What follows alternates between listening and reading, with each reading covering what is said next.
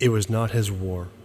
The galaxy remembers him as a hero, the man who burned every last alien sea elson from the sky. They remember him as a monster, the devil who destroyed a sun, casually annihilating 4 billion human lives, even the Emperor himself, against Imperial orders. But Hadrian was not a hero. He was not a monster. He was not even a soldier. On the wrong planet, at the right time, for the best reasons, Hadrian Marlowe starts down a path that can only end in fire. He flees his father in a future as a torturer, only to be left stranded on a strange backwater world. Forced to fight as a gladiator and navigate the intrigues of a foreign planetary court, Hadrian must fight a war he did not start, for an empire he does not love, against an enemy he will never understand.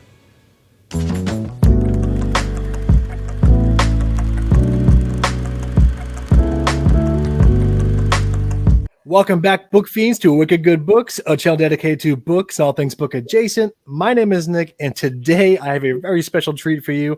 I am here with Christopher Ruocchio, author of the Sun Eater series. It's a space opera, sci-fantasy epic that I have recently started. I am currently on book 2 and just totally infatuated with it. I reached out to Chris, and he was gracious enough to come on the show and talk about his books and talk about his life as a writer. And so welcome, Chris. Thank you so much. Well, thanks for having me. This will be fun, Nick. Absolutely. So I think I saw in your most recent update on your YouTube channel, you talk about your writing updates and what you're working on, that you're from Raleigh, North Carolina. Do I have that right? Yeah, Raleigh. I have, born and raised. My dad's from New York, but hence the lack of any sort of Southern accent, although most folks from Raleigh don't have that anymore. Right. Too many Yankees, as my mother would say. But yeah, no, North Carolina, born and raised. So what was that like? I'm familiar with the area. I'm from the Northeast. I'm born and raised in New Hampshire, between New Hampshire and Massachusetts. And my family and I moved down here to Florida for the last 5 years so I could go back to school.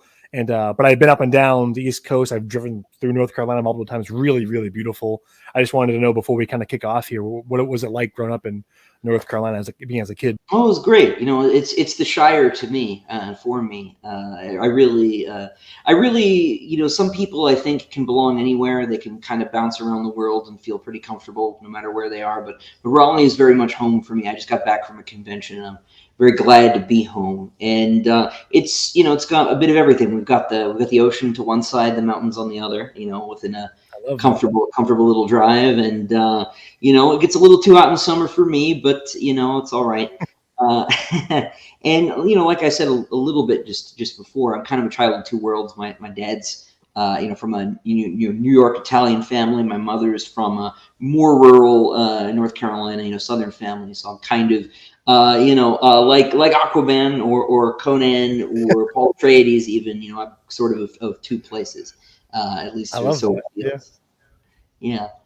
But no, I love it here.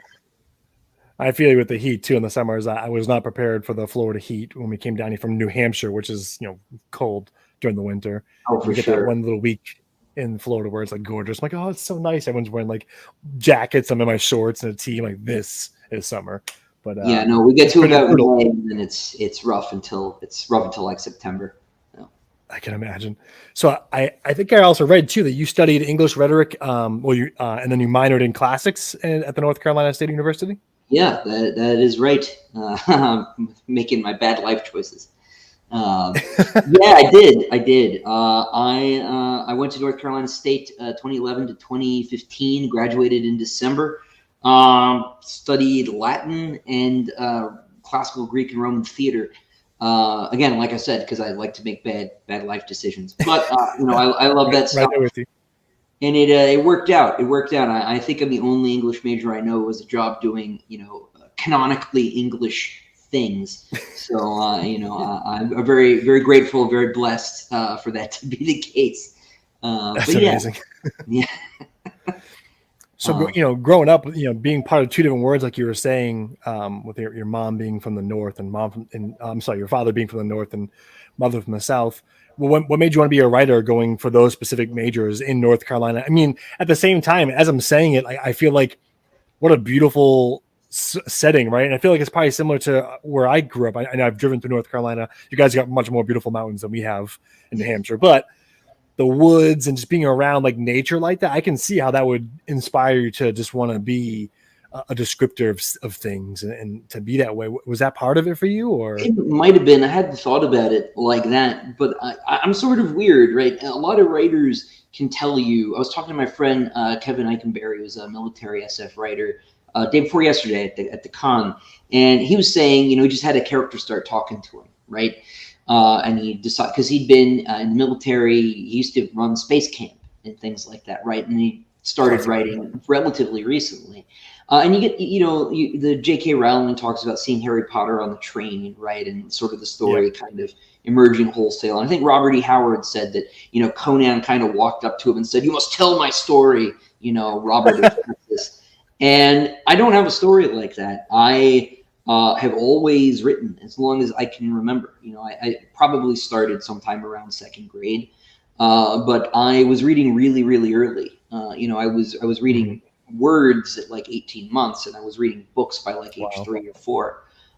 It's my like one claim to like real, superpowers or something. It's really lame, but my mom thinks it's cool. So, I started writing the stories in grade school. I had a group of friends, and we would play make believe at recess, as kids do. And we would sort of. I took to writing down the events of the week, right, and sort of keeping, I guess, what we would call now like the lore journal or something like that. And it sort of, I think, is like the writers who start writing because they play tabletop games, right? Only instead of rolling dice, we were shoving one another off the monkey bars, right? And at some point, they discovered football, my friends, and social skills and things like that. And I just kept writing. And I just kept doing that. I would throw out work in third grade that I had written in second grade, and then I would do the same thing because, of course, fourth grade me knew so much more than third grade me. And I finished a book sometime in middle school, which was terrible. It was terrible. It's not very long. It probably doesn't qualify as a book.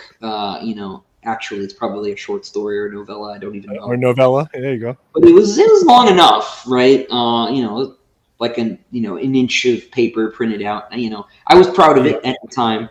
So I kept doing that through high school, through college, and I never really had a backup plan, which is why I did the English degree, and which is why I would also advise people not to go to school for creative writing. You should go to school for whatever your backup plan is, which will be your real job while you try to write. I got very, very lucky, and I know that. So I'd just been writing all the way through, and my last year in college, I started to intern for Baen Books, who are a science fiction fantasy publisher. They've been in business since the 80s. They publish writers like David Weber, Lois Bujold, Larry Correia, those guys. And for whatever reason, their office was in Wake Forest, which is a little town just north of Raleigh. And I started there in January 2015. The book was pretty much done. I was sort of editing it at the time, but I didn't want to mention it to him because I didn't want to be the guy who's like, I got this internship clearly just to be published. Because I ended up hired by them, and I saw half a dozen interns. That was their whole reason for being there. They were not interested in the publishing industry, and it felt like an unprofessional thing to do. So I didn't mention it to them. I told them I was writing, but I never asked for any real help. But as a sort of soft benefit from being in the publishing office, I had access to the SFWA directory, right, the Science Fiction Writers Association's directory, which had all the agents' contact info in the back. Oh my God, God, I can email, David Weber. It's fine. I've emailed David a lot, but authors, who needs them? I need the agent contacts. So I went through the list that last year in college, methodically, sending query requests out the same way that like Stephen King talks about doing it, the classic way, and waiting for a response. And was rejected 51 times. Not that I was counting. But finally worked out about a month before graduation. I graduated in December. Got an agent, and she said, "Hey, everyone in publishing hibernates for the month of December, so we will start talking to editors right after the new year." So we did that, and I graduated December. Middle of January, I had an offer, which is also very unusual. Usually, even when you have an agent, it takes a lot longer than that. For sure. Because that's a part that people don't talk about. They just assume the agent's the hard part, and after that, it's easy. There are plenty of agented writers who get stuck. So I was pretty lucky, and got landed with Daw Books. Then a couple days after that, in the same week, Bain offered me the job. So I ended up being published by a competitor, which is cool. There were some conventions in the intervening years where I had 2 badges, and depending on which role I needed, I could open different doors. And that was kind of a cool Dragon Con. That's kind of cool. Because like the vendor badge will let you in the back door to the one building, whatever, right? So that's kind of neat. And so I as far as the actual professional angle here, I have like as straightforward really a trajectory as can be, right? It wasn't, I met this author or at a haircut place or something and we got to be friends or anything weird like that. You never know, right? Right, exactly. There's the writer John Ringo got his publishing deal because he argued with Jim Bain in a forum in the 90s, which is a real story. That's about the weirdest one I've ever heard. It's like you got published by trolling your future publisher in BBS. It's crazy, but it's true. I feel like that, working for Bain too, they probably respected you, or Daw rather, they probably respected you that you got published by another author while working, in the editing business. Because it almost was like you were able to not be like the other interns. Like, I'm here for one reason. You were there to work and to learn about the craft and learn about being an editor, but also doing your own stuff. I feel like that probably actually made you look better than half the interns that were there for one and one reason only. It probably helped a bit. The best thing about that though was that it taught me how to be a better publishing employee for my authors, because you'd get a sense like, oh, I really wish that my editor would do this or not do this or whatever, and vice versa, right? Yeah. I think it made me a better client for my publisher too, because I was aware of how it felt to be in the other position, which is kind of a unique position. I don't think there are a lot of people who in science fiction and fantasy at least who've been both employed and published by different companies, right? Maybe they were employed, they might have published with their employer. There's some people where that's the case, but it was cool. So I got to see the industry sort of from both sides, and I quit working there May of last year, and I've been writing full time since, which is not all down to my genius. My wife's a computer programmer, which helps a little bit. Not that the books don't pay for themselves, they do at this point, but it certainly made making the leap a little easier. For sure, I can definitely see that too. And I think my trajectory is still, on my way, but I went to school for creative writing, which was a bad. And at the time, I had went because it was the one thing I consistently did. Well, like I won't say well, but one thing I loved doing, I wrote from a very, very young age. I used to take, computer paper and fold it in half and like just write nonsense Goosebumps fan fiction for the longest time. And then I got my hands on Final Fantasy VII for the first time as a kid, and that like just sparked me to want to write just absurd fantasy. And I actually found, I found an old book.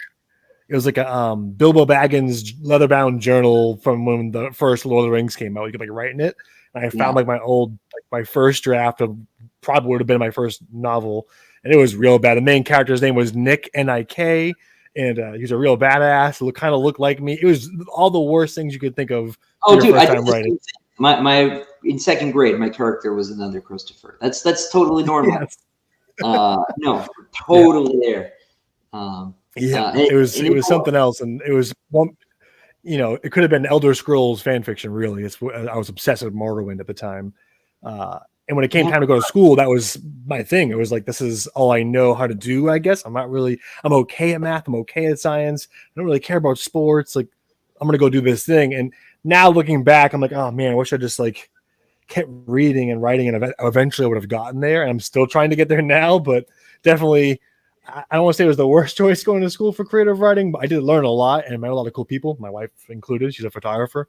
But well, there you go. It's already paid for itself. Yes, exactly. That's what I tell myself. And then eventually, when the book comes out, hopefully it'll be one person will read it, and I'll consider my life's work complete.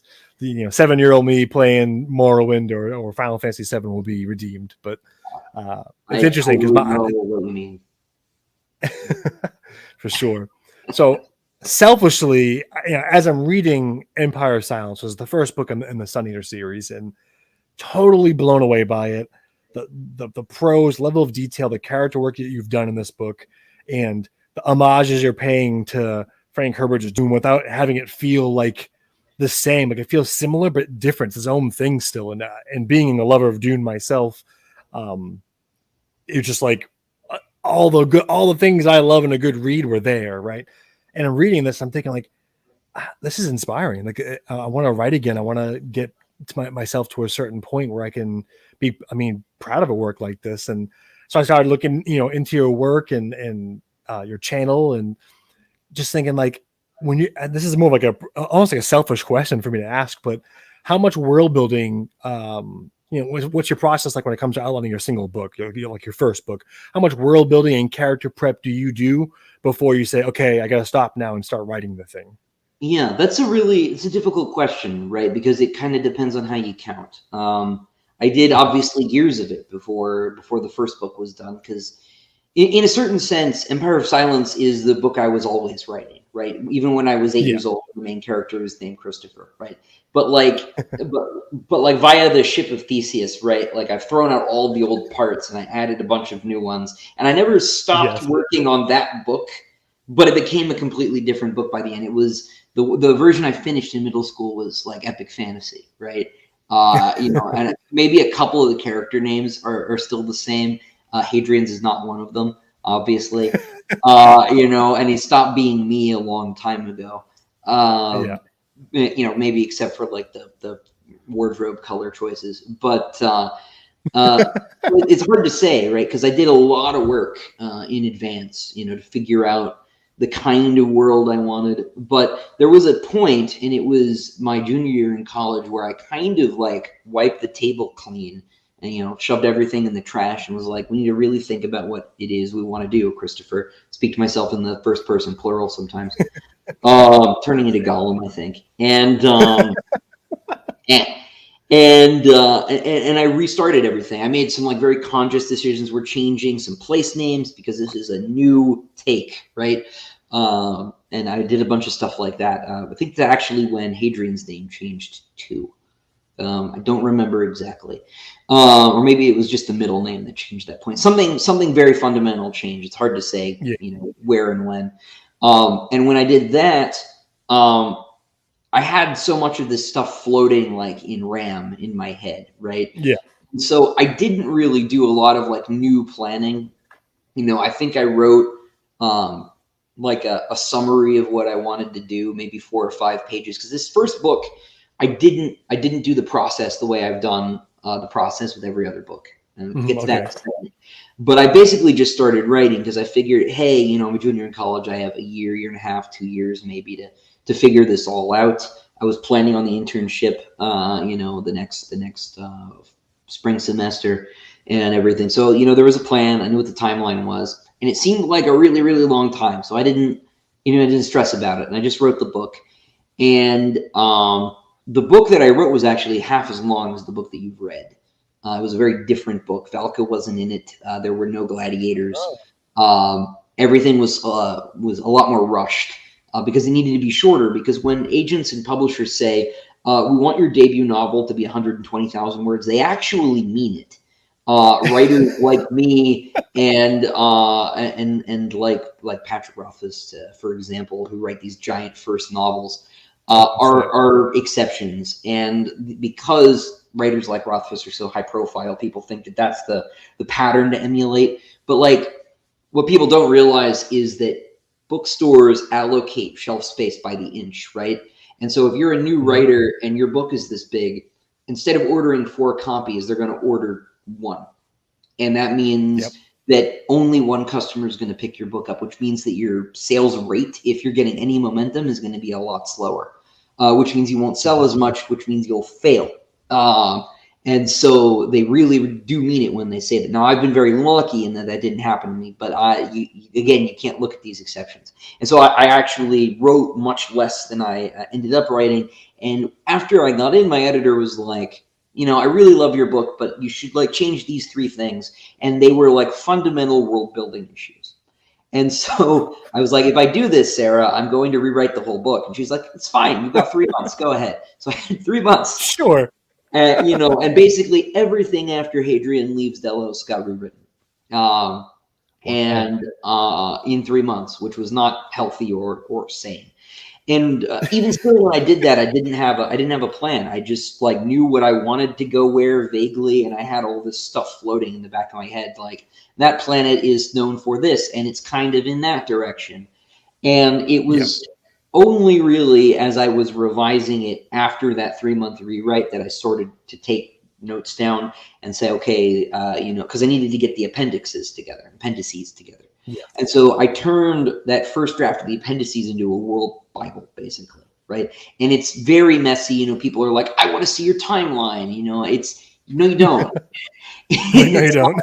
It's not readable right now. It needs to be, and working on cleaning that up is something I do want to do. But it's also full of spoilers for books that I haven't written, and I have no idea when I'll write them, right? Because they aren't just sequels. There are other books in the universe I want to get to. So I would need to make a public-friendly version of that stuff.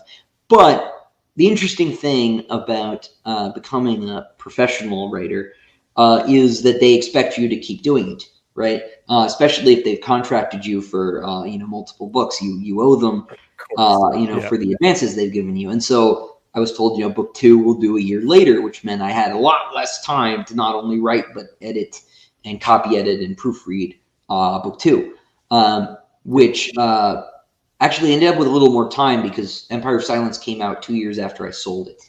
There was a big delay for all sorts of weird publishing reasons. So I had a little more time, and I started outlining because it was time, and I have become a pretty strong advocate for outlining. The outline for Howling Dark was 80 pages, single spaced. It was huge. By no means am I saying that that's a level of detail that's necessary, but I've started to think of the outline as a really low cost first draft, right? Because in outlining, if I've got a chapter that's a page long, and there are a couple chapters in Howling Dark that are 2 of those 80, right? And those who've read the book can probably guess which chapters those might be. Some of them might be this long, but it's much easier to write a third of a page or half of a page saying in chapter 17, X happens because Y and characters A and B than it is to write the whole chapter and then realize this isn't working. Because I think 80% of writer's block is actually the result of simply failing to plan. And I don't, as I'm writing, experience writer's block.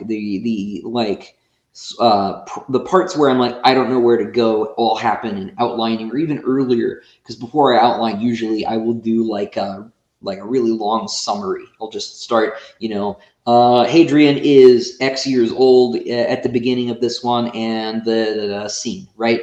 And then I'll go for 4 pages because I know, I want there to be a battle here and there's a mystery here and somebody does something crazy there, whatever, right? And then I'll write through that. I'll turn that into the outline. And as I'm outlining, that's where a lot of the detail will come in. I'll be okay, this planet I want to, be icy, right? It's cold. Yeah. It's got a red sun, and I'll do all of that stuff just there in the outline. And because I spoke to Lois McMaster Bujold, right, who's probably the most award-winning science fiction writer of all time. I think she's got 8 Hugos, maybe, some crazy number. And she was oh yeah, no, I just kind of make it up as I go, and then I just stick to it. And that was, she's this planet didn't exist until I needed it, right? And I find that a lot of people who want to write and haven't done it yet think that they need to be Tolkien, right? And they need to dedicate their lives to creating Middle Earth, and they forget that Tolkien wasn't trying to be a writer. He was trying to do an exercise in synthetic mythology, right? He was trying to make this whole world. He was trying to grow it from its languages, its religions, its myths. And that was his project. His project wasn't The Lord of the Rings. It wasn't The Hobbit. It was Middle Earth. And that's not something that I can replicate, right? That's something that most of us can't replicate. Tolkien is 1 in a billion. Like, we're not getting another one. There's not going to be another Lord of the Rings, at least, for a very long time. And when it is, it'll be a very different book. And he's obviously, it's the best example, right, in my opinion. And I think I'm just correct in this. I think it's the best fantasy novel. And on top of the catharsis behind it too, he wrote it also to grapple with his own PTSD from the World War. So it's like, that's a large portion of why he wrote it too. That's also partly why it's not replicable, right? You or I are not, fighting the Germans, in the trenches. It's just not happening. Right. And so, and thank God for that. But he wasn't trying to do the same thing. And so I think a lot of writers get stuck thinking, I need to figure out how the coinage works in this country my characters are never going to visit, and that's cool. Like, world building is a great hobby, but it's separate from writing. And so I think that's where a lot of writers get stuck. But I found the Bujold comment very comforting, that it is okay to not know how the coinage works in a country we're never going to visit until you need it, right? And so world building has become like a subsidiary kind of hobby that goes along with the writing, and I will do that in the outlining phase. And after which, of course, I have a bunch of world building that I can then use again, right? So, and that's been one of the things that's really cool about like the short stories I've done, is they've let me kind of branch out, and then those things can get mentioned later because I now know, like, oh, like this part of the universe is like this, and that's the perfect thing to kind of reference spontaneously, right? And a lot of that stuff, like the really small, like, tossed off mentions of like, oh, we have this wine from this planet, is not stuff that goes in the outline. That's just something you have a feel for when you write, right? So yeah, for sure. That's for myself anyway. I feel like I get caught up in the minutia of it, the world building of it, and I feel like whenever I think about outlining, I think if I do too much outlining, then I've got it all out of my system and now I won't write it, which I think is just my own excuse for myself to not write it. But that's like super comforting to hear. I think that is a cool approach to thinking about it, though, is to write the whole outline like that before you begin a chapter or before you can begin a book. And 80 pages for, we said Empire of Silence, that was 80 pages of an outline. Yeah, they're all about that long. Demon in White, perversely, was the shortest outline, and it's the longest book. So I don't know how that happened, but you never know. I love that. So before I jump into other topics, I did want to touch on just in general hobbies and things that fuel the muse and make us want to write or be creative. I know, I'm sure some of mine probably cross over with some of yours. I'd love to hear more about yours. It's like when you're not writing, what hobbies sort of provide space for you to be creative or to kind of replenish the creative well? Not just during like writer's block, but like just in general, if you need a break from putting words down on the page. Well, the big obvious one, because I should explain, is that for like the last year, I've been doing a lot of home improvement stuff, which is kind of a new thing. This is supposed to be my office. It's not quite done yet. As you can see from the cabinets with no doors and the complete lack of, what looks like human presence in this room. I've done with my dad. I've done basically this whole thing. My brother as well, because if he's watching this, he'll be like, "Hey, forgot about me." I did all the painting. I've done all the finishing work, the staining on the trim and things like that, and that's taken a lot of time. And I get to listen to history lectures while I do that. I'm a history. Really, if I could have picked an even less prudent thing to major in, it would have been classical history. But that's really my first love is ancient history. But in addition to that sort of stuff, obviously, I have been a great reader. I find that sort of tapered off a bit as I've done more and more writing. Like, I have no idea like what any of the books that are being published right now are like anymore. Because if I'm reading, I like to reread the stuff that I already like. I'm rereading Lord of the Rings right now, which I try to do basically once a year. I remember Christopher Lee said that he did that, and I figure he's the best Christopher, so I should emulate him. And Like Christopher Ruocchio too. yeah, he's the best. But I'll do some reading. I'm excited. Elden Ring is coming out on Friday. I'm a big video game guy, and I love the From Software games. So that's going to be very exciting. They're so good. It's going to obliterate my whole life. Yeah, I'm going to have to take it in proportion. I've got a system. I have these to-do lists on sticky notes every day, and that doesn't happen until those are done. Right now it's Civilization that waits until everything's done. All of Civ 6. It's a fun game. But the other thing is that I used to, before we all got locked in our houses, I used to box. I would go and box like twice a week. And that is seen that. I heard you mention it.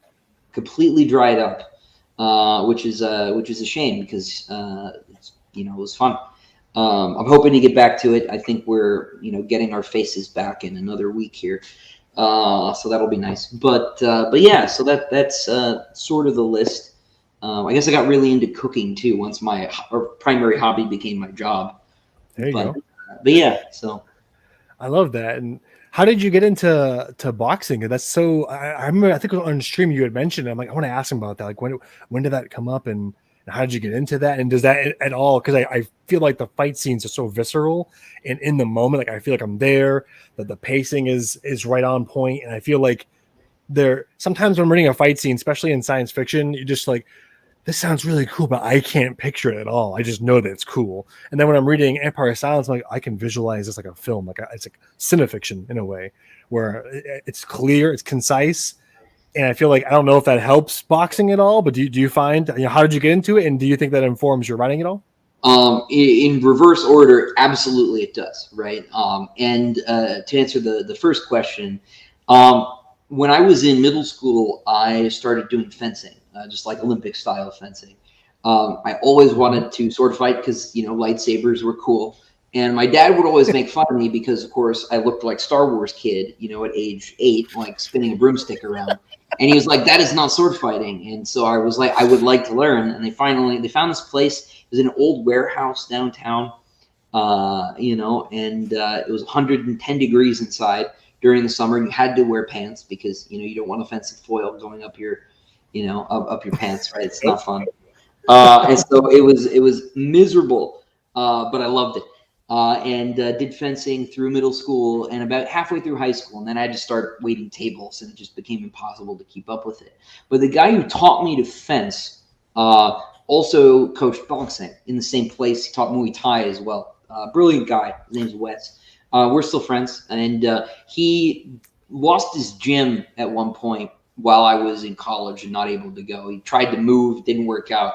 And he since started basically just doing the boxing stuff because fencing requires a lot more space. And, we started talking again. He's like, hey, I'm doing boxing over here. You should come and, join the class. And so I thought, hey, it's not fencing, but it sounds cool, right? So went and did that, and I honestly think I like it better than the sword fighting. It's been a blast, but I've not been able to go back for a long time. Just with one thing and another. I've got a bag in my garage downstairs and I can get a little bit in, but not at all. It's not the same, But I did that. I did very briefly. I did some HEMA as well. It's not a good place for me commute wise in town, so I couldn't keep up with that. So, but I've always, found that stuff really interesting and really fun, right? And so, and really necessary, in writing the kinds of stories that I'm writing, which was sort of by design, right? One of the reasons I wanted the Dune shields, right, is so that I could do sword fights because I understood those and I understood, moving troops on a flat plane a lot better than I understood spaceships, right? And I had this conversation with David Weber, right, who's kind of like the grand master of writing the big space battle with all the missiles and things like that. I don't understand orbital mechanics. And there's this great story where the Romans did not understand naval combat, and they had to fight the Carthaginians who owned the Mediterranean Sea. So what they did was they invented this landing bridge that had a spike on it, right, the Corvus. Yep. And so they turned their naval battles into land battles. And I said, hey, I'm turning my space battles into land battles. so that I can do this. And that's why like all of the space battles really, well, the few that there are in the series are boarding actions, right? Because it's better. It's either that or blow the whole thing up, and maybe you don't want to do that. So or can't because of things like shields. So I wanted to change the dynamic, and so it's a really good example of how like an author's personal interests could inform world building, right? As opposed to trying to write something you have totally no grasp on. Of course, you can do research, but pick your path, right? So exactly. So yeah. I feel like that's a pretty similar trajectory that R.A. Salvatore had. I think he went from, I don't know if he fenced or he learned how to fence to write the sword fights for Drizzt in the Forgotten Realms books. But he like studied fencing just for the sword fights, and then he became a bouncer. And people, I've seen in interviews like, "Oh, did being a bouncer help you?" He was like, "Being a bouncer helped me write fighting scenes better than learning how to write and reading other books. Just being a bouncer and throwing people out of the clubs and stuff." I thought that was like an interesting anecdote that he had shared, and it reminds me of that a little bit. So that's pretty cool. I was curious to see how that informed it. You can always tell when somebody actually knows how to sword fight when they write a sword fight in a fantasy book. The clearest example for me was when I read Tim Powers' Stress of Her Regard, which is my favorite vampire novel. It's so good, and almost nobody's read it. There's a bit at the end where Lord Byron, the Lord Byron, starts sword fighting, and he uses all of the fencing terms correctly. It's very clear, and I was like, oh, I have to email Tim immediately because we were publishing him at the time, publishing his new stuff. And I was like, Tim, do you fence? And he was like, oh, yeah, totally. And it was just really cool. That's awesome. Yeah, and you can always tell that with writers, because every writer has their little area of expertise. I think I remember, like David Weber, right, in his Missiles, right? David Weber actually has like a bunch of ex-military people who will check his battle scenes for him and stuff like his whole like think tank of like expert beta readers. I'm very jealous of that. But I've got a few people. I have a friend who's a geneticist, and she's like, "You used the wrong word." I'm like, "Thanks, Victoria. I will do better next time." Exactly right. Yeah, it's not a retrovirus. You want to say bacterial conjugation. I'm like, okay, I want. I love that. Yeah, it's fun. It's great to have. I think I've seen one of my favorite authors and favorite books of all time, but Tamsin Muir is the Gideon the Ninth series, the Locked Tomb series. And she had mentioned like not knowing a lot about bones and having to like have nurse and doctor friends to be able to like figure that out. And I think that's always interesting. So many people, when you're right, and it seems when you're reading the book, like, wow, this dude knows a lot about fighting. He knows a lot about science or space battles or velocity or like chemistry. It all piles on, and to a certain extent, I feel like we know we're pretty well versed in the world and the things that are in it. But then there's the internet and doing research and beta readers and a lifetime of learning how to fence and box, and so much goes into it that people don't even realize. I think it's interviews like this I love doing and hearing and watching. We get to learn those tidbits of information. Be like, oh, that makes sense. That makes perfect sense to me. Why those fight scenes seem so visceral and so like believable. Yeah, so it's pretty cool. And you can always fake it a little bit, right? By like kind of skating over things. But there's that can only be stretched so far, right? So, sure. Yeah. So you mentioned Elden Ring, and I know that I had just released a top 5 most anticipated video game releases of 2022 a couple days ago, and that was my last most anticipated game. My oldest, she's not quite there yet. She's only 8. She's seen me play Dark Souls, and whenever she's watching, I have to like not do horrible things. So I have to like, I guess I'll go farm potions instead or something. Like I can't do anything crazy while she's watching. Sure, right. Keep her away from Quelaag. Yeah. Exactly. Yeah. And she watched me play a little bit of the Demon Souls remake, which I absolutely devoured when it came out. And Elden Ring, I know, is going to just obliterate my social life, whatever remains of it. And I'm super excited about that one. I just got Horizon Forbidden West not that long ago. That was pretty great. It's been great so far, too. I wanted to ask you, what was were you into games as a kid, like growing up? Oh, yeah, totally. I was mostly a Nintendo kid up until I think the 360 came out. And I was always a little bit behind. I wasn't allowed to play video games until I was about 10 I'm the oldest, so my parents were like very reluctant to like, pop the seal on anything new, Right. Which actually I think was probably helpful. And I know some people get a little cagey about that sort of thing, but like I think that was the right call.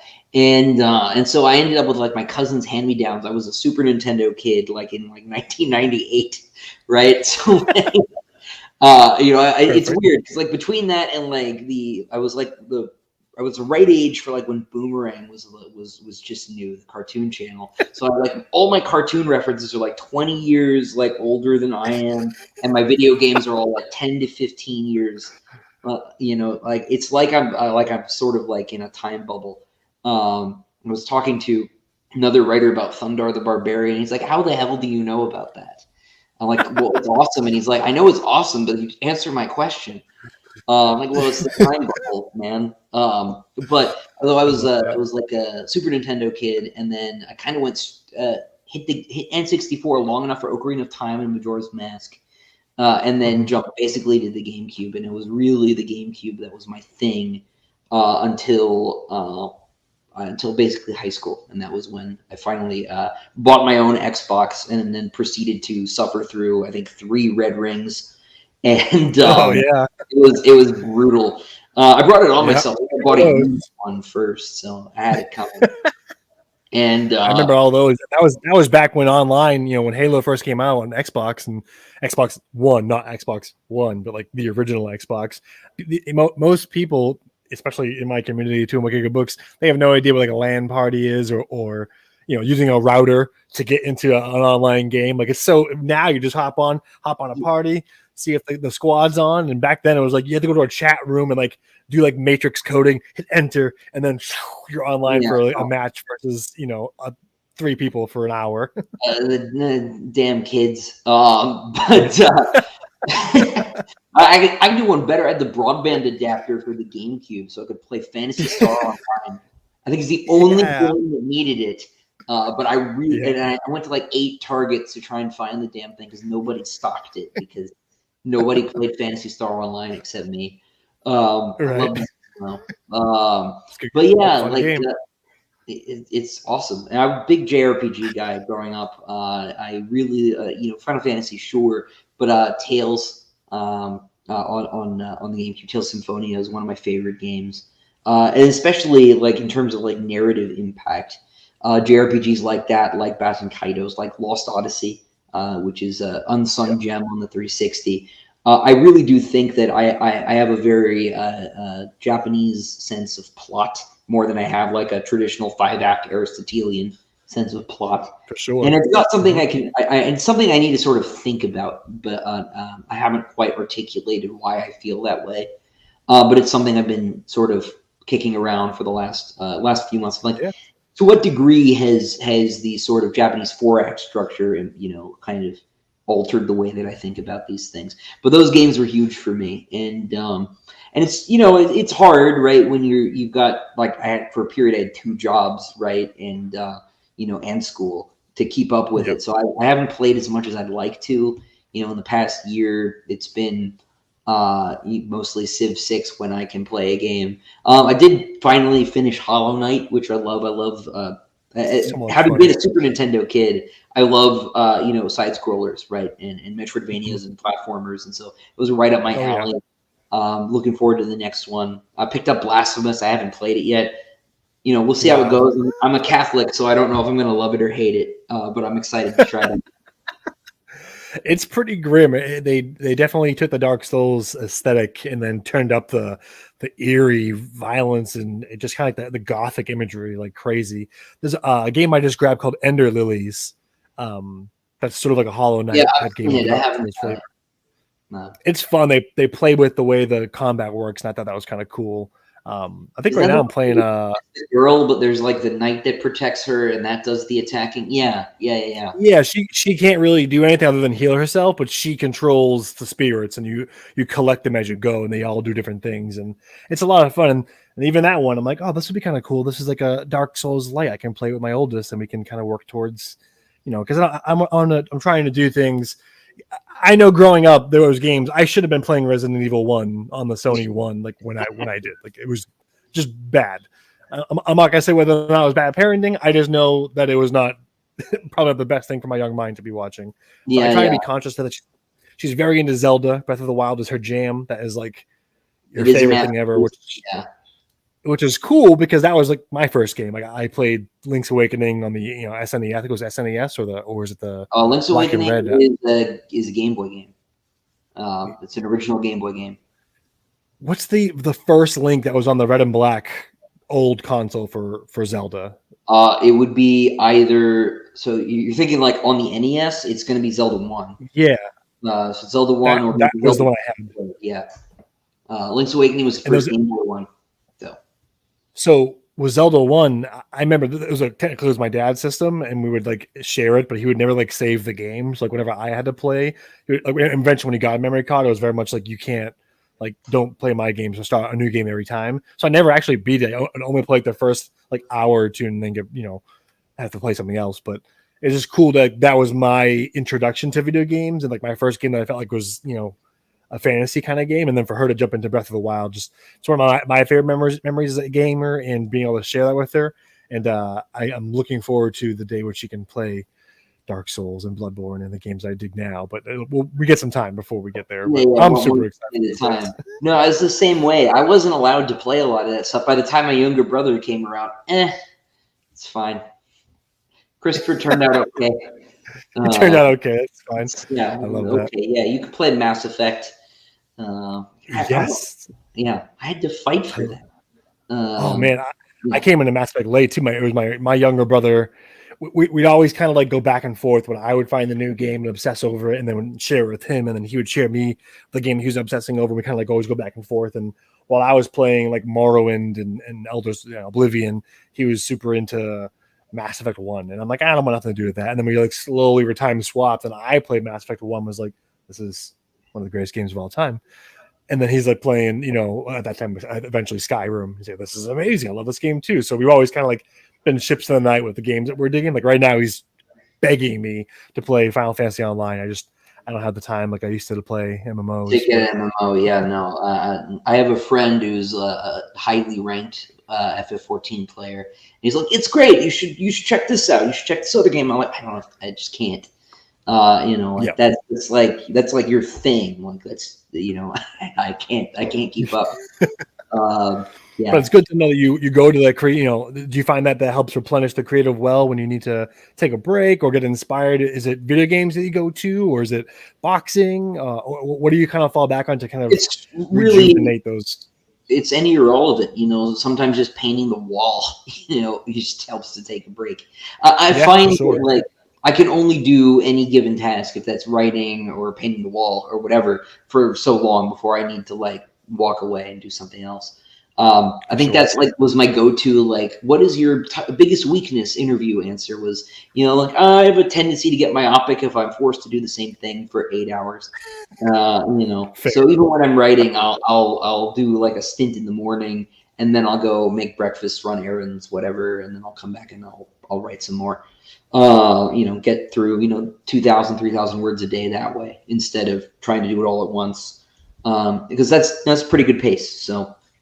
If I do that and do other things, it's awesome. So, are you a Microsoft Word guy, or you do Scrivener? Do you do Final Draft? Like, what's your go-to word processor?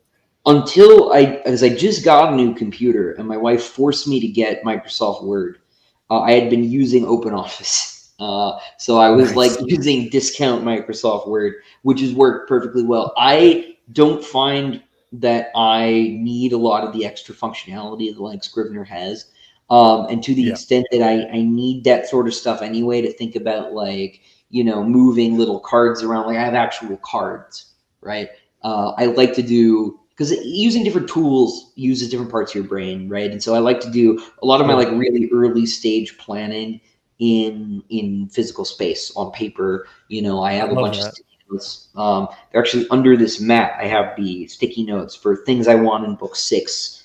I'm not gonna pull it out, but I have a lot of little like tiny sticky notes on like a big sheet of paper, and I'll be like, okay, this one probably goes over here, right? And I'll move things around, and it's just so that I can figure out how to write that first letter that I was talking about, right? That like 5-page synopsis before I do the outline, because that's on my list of that. things I gotta do in the next couple of months. So I like to do stuff like that away from the computer. But when I'm actually writing, it's just basic word processor. Nothing fancy. Because the reality is, right, that your publisher is going to do all the fancy stuff. And if you do any fancy stuff, they're going to think, what is this amateur's fancy stuff? Get it out of here. We're doing our own thing. And so I remember as a kid, I was trying to use text boxes to make the first letter really big, in every chapter. Yep. And I wanted it to look cool. And then I can't remember who it was. I think it was my dad. Is they've got typesetters and stuff, right? You're wasting your time. And he was right. All that was time I could have been writing, And so a lot of that stuff doesn't help me. But if I'm not saying Scrivener's bad. If that's your thing, that's cool, right? Everybody, there's no wrong way to write as long as it produces results. If it's not producing results, your system, while you may be married to it, may not be the right system for you. But there are a billion ways to get to a book, right? So I love that. Microsoft Word. Do you take all those notes and the cards, the note cards that you have and Post-its and scribbles on napkin? Do you take all that eventually and transcribe it into an outline document, or does it get put into a folder? So the sticky notes on a sheet of paper, and it's literally just a printer sheet of paper with a bunch of little, these guys. I'll start with those, and it'll just say fight scene, but it'll be more specific, right? It'll be character A and B fight at place Y, right? And then it'll just be kind of a wish list of all the things I want in the book, because I think, oh, that'll be cool, or that's necessary, or we can make that work, that would be neat, right? And then I will try to figure out a sequence to get all of the sticky notes into the book, right? Because that way, if I have to give up something, I'm giving it up well before it's written, and I'm attached. I'm really attached to it. Because I try to have as little waste as possible, right? And so if I can eliminate something when it's literally a sticky note, that's the time to do it. Because time is really valuable, right? It's the most valuable thing any of us has. And so, not writing 4 chapters that need to get, thrown into the trash is ideal. So I'll take that, and then once I figure out what order those sticky notes go in, I can kind of read the sticky notes, like it's a page, right? I can just be and the characters go from this sticky note to this sticky note, and then this happens on this sticky note, and then I will turn that into a letter, basically, that I write myself to myself, right? That's telling me how to write the outline, right? And then I'll look at that and I'll think, okay, I know how long my chapters are on average. They're about 3,500, 4,000 words. I need, assuming that my book is going to be about as long as my books are, because I don't want my customers to feel like, they got this much right after the, books that are like this. I know the book needs to be about this long. That means I have this much space for these events. I have this much space for these events. And it's a pretty mechanical process, but there's a lot of flex in that. So I'll say, it's about an 80 chapter book, right? Like Demon and White. So think about 80 chapters. And that means I have 20 chapters to get to this point. And then I've got another 10 to get to this point, and then another 20 to get here, or whatever, right? And that lets me put some benchmarks down as I try to figure out, okay, so this arc of the story is this long, or I have this long for it to be. And then I'll start breaking that down into chapters, and I'll realize, I had 20 chapters. It only took 17. That means I have 3 chapters of extra space for the next thing if that runs long, right? And then I'll sort of play with that until I get through the outline and realize, oh, this actually ran a little bit short, which is good because inevitably some chapters are going to turn into 2 chapters. That usually happens to me way more than 2 chapters turn into 1 chapter.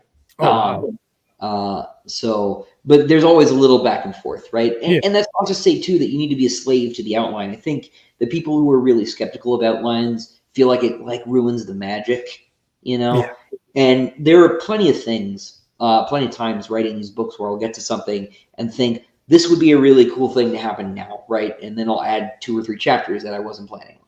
So there's a lot more flex in the joints than people might imagine, even with an outline that's this long. And when you get to Demon and White, or for anyone who's read Demon and White, the whole section in the middle with Hadrian and the Inquisition, was totally spontaneous and not outlined. It's like 2 or 3 chapters. I was like, oh, I forgot about that. Yeah, they would have something to say about what's going on. We need to deal with that now, right? And so that was totally off the cuff, right? I don't think I even outlined those chapters. But there are also times where I will look at a battle and I'll be like, oh, like I forgot like the, the left flank, like just random sentence, right? And I forgot this part. Yeah. I need to readjust the outline for the next 5 chapters because I forgot this part. And it's not something that's obvious until you start writing the scene, right? Because, then you have to turn and acknowledge that, oh, it's windy today, right? That's going to change conditions or whatever, right? Yeah. And then you realize your outline's no good. And then I think several times, again, in Demon in White, I rewrote the last 10 chapters of outline to accommodate for new changes that cropped up. Or I got somewhere and I'm like, this isn't working. I need to rethink the problem. And so the outline is also something that's still in flux even as I'm writing. And the outline's all in Word too, right? That's just using the bullets and numbering outline tab, right? It's nothing fancy. I love that. It doesn't need to be. Yeah. That is I went from one extreme to the other, and I got into Scrivener. I had used it in my undergrad when I graduated with my bachelor's in creative writing, and the final assignment, the thesis there was to write a book or a novella, and I had used Scrivener for it and really liked it at the time. And then went back to word processor for a while, and then recently because the book I've been writing now is like the past 4 or 5 years I've been working on it. So maybe it's time to start putting my notes in the Scrivener. And I'm finding now that it's just like thinking about something random example, the currencies of some planet that I'm never going to go on. Like I got lost in the minutia, and I've actually had to now decide consciously to turn it off. And I open a thing called Writer, which is pretty much just a blank document, and it takes up the whole screen. You can't click internet, you can't see notifications. When you're in it, it consumes the whole screen. It's got peaceful music if you want it on. You can turn it off if you don't like it, and then it has nice typing sounds. And that's it. There's no other bells and whistles. It's just a word processor. And now I'm writing again that stream of consciousness, just look at my notes on my physical notes. I'm writing some more. And I'm finding that to me, that is working a lot better. So it's definitely inspiring and reassuring to hear that, sometimes less is more. It's not that they're a bad thing, but thinking, you said a thing earlier, you said that world building is almost like a separate thing than from writing. And I never thought of it that way. And that's actually a gift you've given me. Well, nothing else. And if it helps to hear too, right? I have an app called Freedom that I use that I will cut off all whatever other apps on my computer I want. If I don't want to be able to use Chrome for the next 2 hours, I can't. And I like this one because it's finally one that's smarter than I am, and it will let me disable even the task manager, so I can't go in and disable it, right? So, finally I've been waiting for one to have that functionality, and it does. It's great. It's the God Emperor of apps. Yeah, it'll shut everything down. And I use that to hide from Discord sometimes, and it's still beeping. I thought I muted everything. For sure, I feel that. Yeah, so it'll just kill it dead, which is great. And you can set windows where you can't reopen with it. So I do that all the time. These next 2 hours are for work; they're not for YouTube videos. So yeah, that's right. Or for Elden Ring, So. Oh yeah, right, exactly. You have to prevent yourself from running around as a Tarnish and riding your cool stag horse thing. That's gonna I can do Skull Knight from Berserk. Yeah, exactly. Reliving my childhood Berserk fantasies. Can't wait. Yeah. Well, I love that. And so, all that aside, and that's I did want to talk about fandoms for a second, but I also almost more important than fandoms when it comes to being a writer and things that inspire us. I know I've seen in interviews and just in the back of the books, inspired by Frank Herbert's Dune. I actually just finished Chapter House recently, last year, right at the end of last year, actually. So I had read Dune 3 times. The first time I read it, I was sort of gatekept from it. These people that were reading were like, "Oh, it's too smart for you. You won't dig it." And it kind of made me feel a certain way about it, and I didn't enjoy it as much. And it was also for school, so I feel like anything you read for college, you're going to have some Yeah, unless you really are into it, you just be forced to read anything for school is the surest way to make someone hate reading. Yeah. It's like a resentment. Yeah, weird resentment you have towards it. And later on in life, read Dune and just was smitten over it. And then last year, I read it again, and I'm like, I'm gonna do it. I'm gonna read Frank's, at least his books. I've only read 2 of Brian's, his sons, which are pretty okay too. I feel like Winds of Dune really helped bridge some gaps.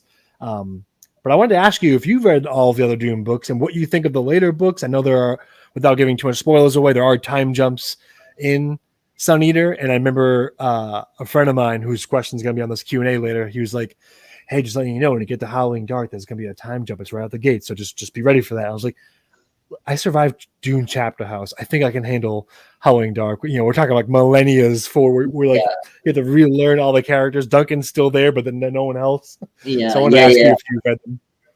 I have. I read all of them up until around the time Navigators of Dune came out, which I think was like 2013, something like that.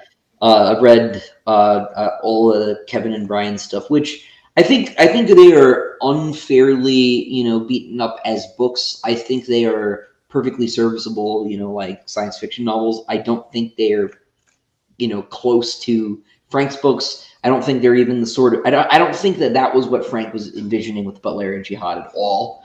But in their own right, I think they're pretty entertaining. I think they're okay. And some of them are better than others. I think Paul of Dune actually is pretty good. But like the Butlerian Jihad stuff's kind of weird. I do not like the sequel books. With respect to Kevin, who I know, I just don't think I don't believe that was the outline for Dune 7. I'm not sure. Was it Hunters of Dune and Sandworms of Dune? I'm just unconvinced that is just what the ending was. It doesn't feel right to me. As for the original 6, just to make sure I'm punching in all directions, I think the first 4 are brilliant. Particularly God Emperor, I think is almost better than the original. It's a weird book. Heretic from Chapter House, no thanks. I don't like the Honored Matres. I may have read it too early. I was in like 8th and 9th grade when I read those books, and they're very, for adults, let's say. Yes. And I was like, I don't know if I should be reading this. Don't know if I want to. Right. Okay, space dominatrixes. It's like uncomfortable. Exactly. There's some weird choices in those books that I'm not a huge fan of, but the first 4 I absolutely love. I do. In talking about Dune as an influence, right? Because if I get one consistent strain of criticism, it's for people who say that it's too much like Dune. It is only superficially like Dune, right? There are a couple like world building similarities, some technologies, and things like that, and that is because I did want my readers to think about Dune. Because I have some pretty deep philosophical disagreements with Frank Herbert, right? And I've talked about this a lot on my own channel. So if anyone's heard me say this before, I apologize for repeating myself. But Frank is very cynical of not only power, and you should be cynical of power, but he's also cynical of virtue. Yep. Frank Herbert basically believes that there are that so-called great men are never good, and that there's no such thing as a good great man, which is to say that he doesn't really believe in heroes. And while maybe heroes don't exist, but it doesn't mean I don't want to believe in them. And so in sitting down to write Sun Eater, I sort of think about it in 3 steps, right? I think Dune is in a lot of ways a deconstruction of, a response to classic sci-fi stories like John Carter of Mars, right? Where he is this guy who comes from another planet, and who, along with his magical powers, becomes king of the natives, right, and solves all of their, saves them from oppression and all of these things. And Paul is also a guy who comes from another planet, and with his superpowers, saves the natives from, their oppressors and things like that, and becomes king. It's the same story, but in Messiah and in Children, right? Paul is a catastrophe, right? He ends up destroying traditional Fremen culture by turning the planet into a garden, which doesn't actually sound that bad to me. Now, like the jihad's bad, but we never see it, right? So it's like hard.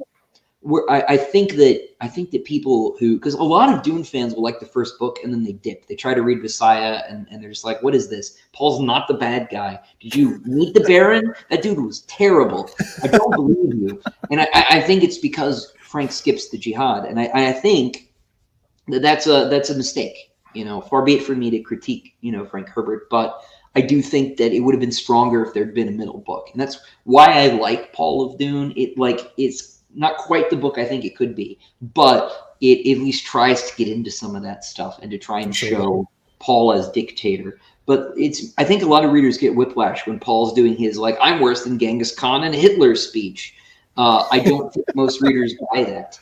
I think they remember this kid that they liked who avenged his father and his friends and the rest of his family against these pretty terrible people and the evil emperor, right? Although Shaddam's not that bad. And so I think that Frank was deconstructing those traditional sci-fi stories, and I kind of want to put the old stories back together because everybody's deconstructing everything. I think if we keep doing that as a culture, there will be nowhere to live. We need as a culture a story to live in, and if they're all deconstructed, we'll just wander out into the desert like Paul and die. And so I wanted to do a story that acknowledges heroes and so-called great the great man theory of his history, right? Which of course includes great women, but I digress. Nobody supposed that Queen Elizabeth didn't matter. When they named that theory. But Frank supposes that these great men aren't necessary, that we don't need them as Fremen ourselves, right? As members of a society, as we need these stories, we need these heroes. And so Hadrian, and so the Sun Eater is supposed to be acknowledging these people do bad things, but they have to, right? And that doesn't mean that they're bad in themselves or that we don't need them. And so I needed the Dune comparisons, not just to honor my ancestors in a sense in terms of other science fiction writers, but because I wanted to be in conversation with Dune, which means I need my readers to think about Dune. And so if I take these the theory is if I take these very superficial connections like shields, right, then people will look for the deeper ones, if only subconsciously, if that makes sense. 100%. Right? And now, people may feel that I have not done that well, and that's totally cool. But that was why I did that. That's why there are all of these references to, not just to Dune, right, but to Lord of the Rings, right, or to Roman history, or all of these things, because the story is supposed to be, and all literature really is a conversation. But the story is supposed to be in conversation with all of these other things. Absolutely. And so. Sorry, it's a little bit of a soapbox, but no, it's excellent. I mean, I love it because reading it for the first time with my Discord community, there's about 6 of us reading at the same time, and some of them are further along. I think most of them right now are in Demon and White, and I'm one of 3 on the second book. But we have an open chat that's just for that, for the Sun Eater series, and we use spoiler tabs. We're all very respectful of where each other's at, and that's been the conversation with a lot of Dune fans in there too. And while everyone brings it up, I could see this comparison. It's everyone, at least in my community, is yeah, but it's different because Hadrian's not Paul. Yeah, I think it's one of those things that's it's like the Reavers in Serenity, right? Where it's the medicine made 99% of people, passive and sleepy, but the 1% go on Goodreads and complain. Yes. So yeah, but it's just when you have a consistent thread of criticism, right, no matter what it is, or no matter how prevalent it may be, right, and it's not a lot of people, it still says that there's something I could have done, maybe a little bit better, right? When you hear a refrain, that's sort of the place. And so that's one of the things I think in the sequels especially, I've tried to sort of get clearer, and just try and get this sort of relational nature between the Sun Eater and Dune or New Sun or Lord of the Rings or John Carter or whatever, right? Mm-hmm. All these older stories, because it is, as I said, it's all a big conversation, right? And so, I feel like that's probably the most, reasonable response to, I liked your book, but is to go and write the but, right? Which is the clip that people will takeout of is a very, very strange series of words there. But I digress. But it's to go and write that response, right, instead of just posting about it. And so it was always growing up like I would think a book is going to zig and then it would zag, and I'd be like, oh, but I really wanted the zig, right? And so like that's where I think it's where a lot of people's stories come from initially, right? If only the germ. And so that's a huge part of this for me. And Dune is probably the biggest case of where I wanted it to go, right, and it went left, right? So. And I can see it in the DNA of it when I'm reading Empire of Silence, and probably from the middle onward, even a little earlier than that, you just subverted my expectations on every turn, on every corner, where I'm like, okay, I can see what people are talking about, or I can kind of see, I think I know where this is going. And so I went to, among all the bad decisions I've made in my academic life, I went back to school for my master's degree in film. I have my master's in film production. Oh, and cool. So learned screenwriting, directing, editing, all that fun stuff. And upon doing that, it like made me always be thinking about the next scene or where this is going. And I hate it because it really ruins reading for me half the time. And I have to like retrain my brain just to enjoy the ride. And I've been doing better, but it sometimes subconsciously I'm like, okay, I can kind of see what I bet you this is going to go here. And at least with Empire of Silence so far, I've been like, nope, that's not where I thought this was going. And it's been such a refreshing ride to be able to turn my brain off. And I don't mean like in a zombie way, but I mean like I'm strapping in, Chris, let's do this. Like, take me on an adventure. Like, I'm ready. I don't want to know anything. Here we go. That's great to hear. Yeah. That's how it's been for me so far. And while I can see the comparisons and see where all these sources of inspiration are in the work, I really feel like it stands on its own and says something completely different. I feel like it's a very progressive story as well. With certain characters, you got LGBTQ plus representation. LGBTQ plus representation in the story, which is like done in such a wonderful, subtle way that's like it's not overstated, it's not understated, it's just there and it exists. And there's just little stuff like that, like world building details that I found to be like really inspiring, progressive, and like refreshing from this genre, which is something I don't think Frank did particularly well, at least in the first couple of books. We won't talk about Heretics and Chapter House because those books would probably written today. I mean, they might be, but probably not. But they'd be a little different, I think. A little bit. And for all the trouble that I give Heretics and Chapter House, I will say Miles Teg is probably one of my favorite Dune characters. I love I love Miles Teg. So awesome, and I just I wish that he had a little more to do. Me too. I felt like I fell in love with in those two books, my touchstone because I felt like lost in a storm with those books, because there's time jumps where you can, like, in my opinion, so far, Howling Dark is a great version of the time jumps that I enjoy, because I'm disorientated. I'm coming out of fugue, just like Hadrian. I'm like, what's happening? Who are all these people? And then it becomes like this mystery where you're like, you see your friends up ahead in the mall and they're walking with some new friends and you want to catch up to them and meet these new people. That's how it feels. Like it's exciting. Time jumps that jump ahead and then just like really never go back to where you left off. You're just like, okay, so I'm basically reading a completely different book now with so I actually made myself like a PDF of all the new characters in Heretics and Chapter House because I kept getting lost. And I found myself really drawn to the Bene Gesserit in that story, and like their arc. Okay, here's the one consistent thing throughout the story. And I don't know if Sun Eater will have that. What I like about Sun Eater that's different is that Hadrian's telling the story, from the future back to us. And that's become something lately. I don't know if it's just like the planets are aligning or what, but there's been a couple of books recently that I've been reading that are similar to that, where like I just read is it Richard Swan? Oh my God, don't get it wrong, Nick. Richard Swan's book that I just reviewed, called Justice of Kings, and it's told from the perspective of the main character's clerk from the future, inspired by Cicero for Roman history and stuff. And the way he does it's really cool. And I'm finding that that's become like a storytelling device that I'm just immediately drawn to, and I love it because some people might think it's cheap because you have a character that's kind of telling you like, if only I knew what was going to happen next. But I kind of love it because it's done when you do it a certain way and you're kind of like slick about it. I really feel like I are with these books. It makes me want to keep reading. It makes me look at the clock and be like, I got to be at work at 6 and it's 12:01.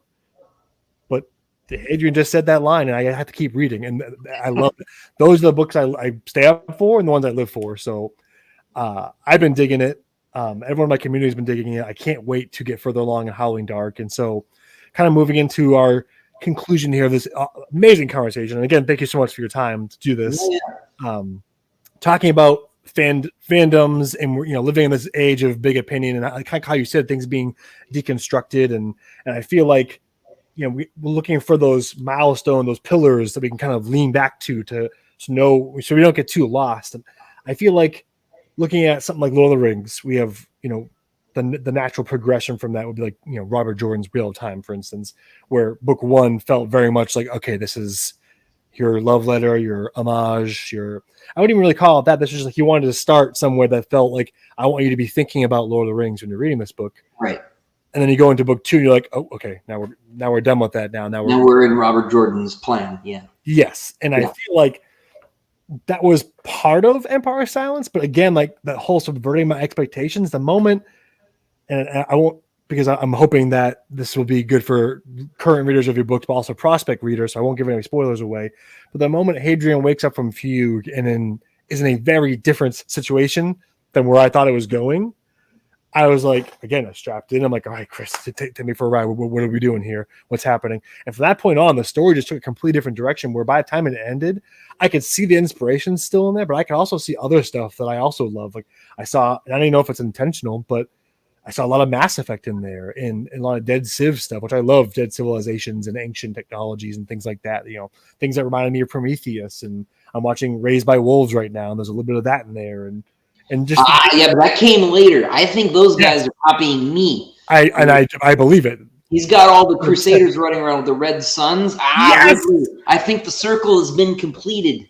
All right, yes. I watched Blade Runner. All right, and went my way, and I think the circuit has been completed. I believe. I was talking about this yesterday.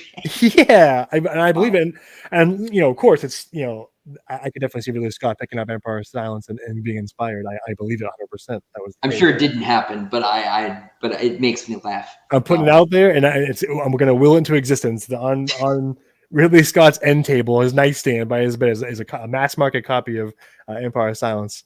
That'd be really cool. But yeah, I don't think that happened. So I love these fandoms and all these different things that we're a part of that inspire us to write what we're writing, and you can feel the influences even when it's not intentional. I don't know if Mass Effect was part of your inspiration for Sun Eater, but I know it's making me think of these things that I love and enjoy, and it's just enough to like, oh, this is like that thing I love about this other thing. And that's such a gem that I think a lot of authors miss out on, because they're either too afraid for things to sound too similar. They try so hard to be different that it ends up being like not super memorable, or doesn't have enough connections to the past, like kind of like what you're saying before about deconstructing too much of the myth. So I want to talk about your fandoms, and are you a part of any? I think I saw you on Mike's book reviews talking about Boba Fett. I haven't watched it yet because my wife's also a huge Star Wars fan, so I'm waiting for us to have like time to watch it. But I assume you're a Star Wars fan. I have a very complicated relationship with Star Wars. I think we all do at this point. But yes, I mean, Star Wars is, when I was talking about how John Carter was like the blueprint that Paul was a response to. For me, really, it was Luke, and then Paul was the response to Luke, even though that's like in reverse order, time-wise, right? But I found Luke Skywalker first, right? And Paul was like the next step. That was like, okay, yeah, but let's criticize that. And I think, and so for me, it was like Luke, then Paul, then Hadrian, right? In a lot of ways. So Star Wars was one of those few things I was allowed as like a little kid to watch.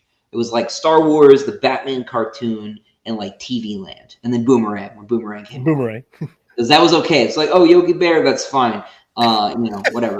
But like I wasn't allowed, like Cartoon Network was not allowed in my house until I was like 10, right? Rightfully so. There's some things on Toonami and Adult Swim that should not have been on my TV, but my parents.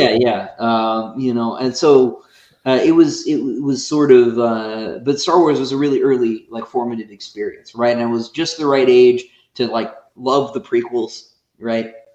And so yeah, but when you say fandoms, right, that's another thing, like it depends on what you mean, right? Like part of the community, I don't really know that I am like a part of any like fan communities. Like I always feel when I go to conventions like I am like sort of like not a part of the crowd. I don't know if that makes sense.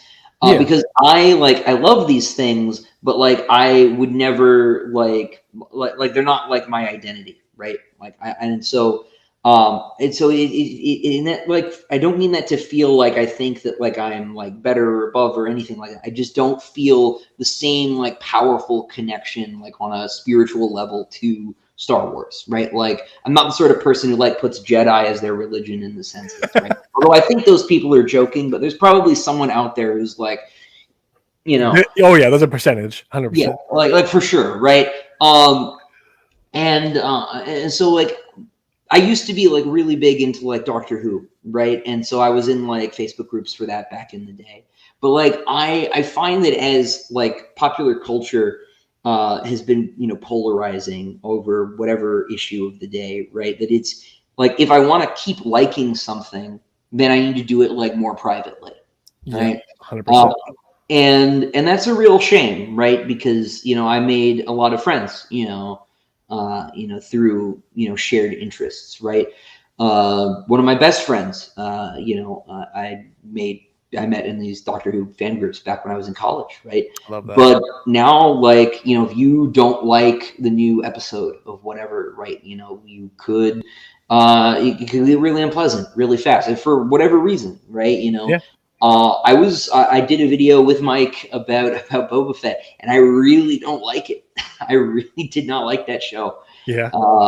And I was pretty hesitant to do it just because like liking things is fine. Like people will do, like if you like something and someone says, I don't like that, people will jump on the person who doesn't like it and say, let people 100%. like things. Well, I think we should let people not like things too, Yeah. right? As long as, so I was hesitant to do that just because being in a community like a very broad, like online, wide open one is like risky, right? It's hard to have contrary opinions, and I always have contrary opinions.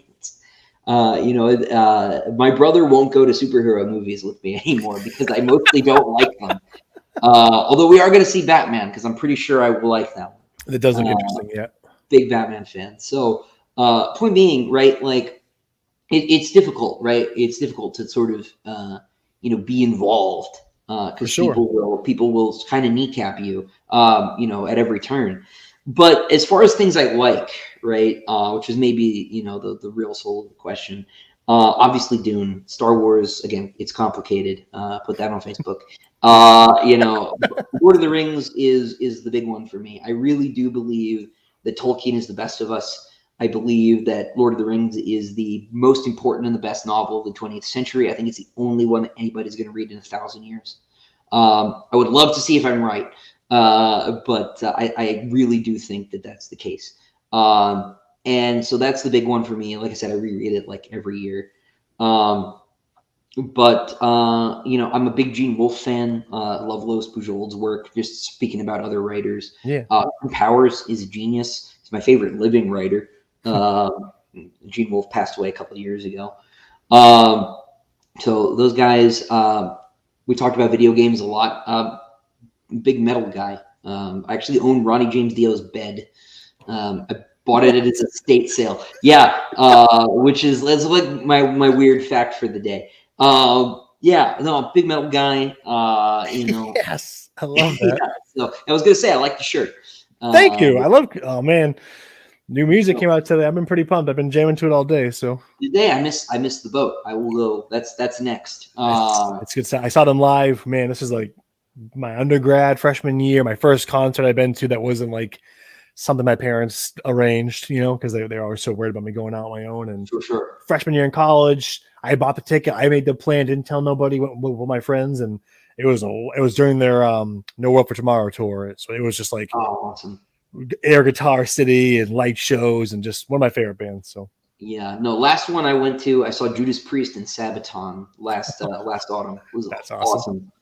And I'd never seen Priest live, and I think my chances are running out, so I had to go do it. Super cool. And we talked a little bit about Berserk, right? But I like especially like the late '80s, early '90s manga and anime. It's sort of like Ghost in the Shell. Cowboy Bebop is a little bit later; it's late '90s, but like that's a great one. Alita, that sort of period, because the art I think really peaked, or at least maybe my favorite artists were really at their height, like in that window, right? Mid '90s.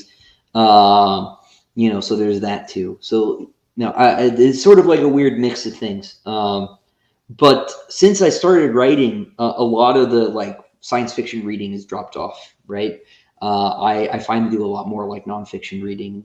I've always been a history guy, so that's been sort of like my real big thing for the last year has been just digging through. I realized I didn't know like anything about ancient Persia, and I just went on this like year-long like I drained everything the great courses had about Persia and just did that for like 5 months. It was awesome. A huge Central Asian shaped hole in my knowledge. So I'm working on clearing that one up, which was neat, right? Because it's like discovering a whole new planet, right? When you get into a new learning about a new culture and things like that. So that was cool.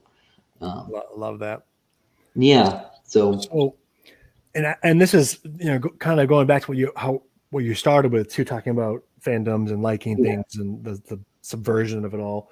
So in my community, in our just private Discord, we have like very basic rules about like just being respectful and being able to have differing opinions and how we offer them, and the general rule of thumb is to let people like things, but if you don't like it, and this is something that I hope that in the future we can all move towards, speaking of fandoms and just talking about things we like in general, is that if you don't like things, it's not that, in my space anyways, it's not that different opinions aren't welcome. I tell everyone this all the time whenever it doesn't really happen very often, but when there's a difference of opinion that kind of rocks the boat a little bit, I always say that it's how you convey that opinion. It's how you say it matters, because certain people, when they're attached to something, there's going to be that instant emotional resonance with them, it's going to connect with them in a certain way.